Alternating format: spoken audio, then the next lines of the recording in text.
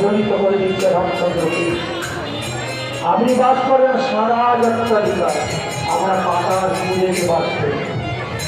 আপনার আপনার মাথায় স্বর্ণ ছত্র, আর আমাদের তৈল অভাবে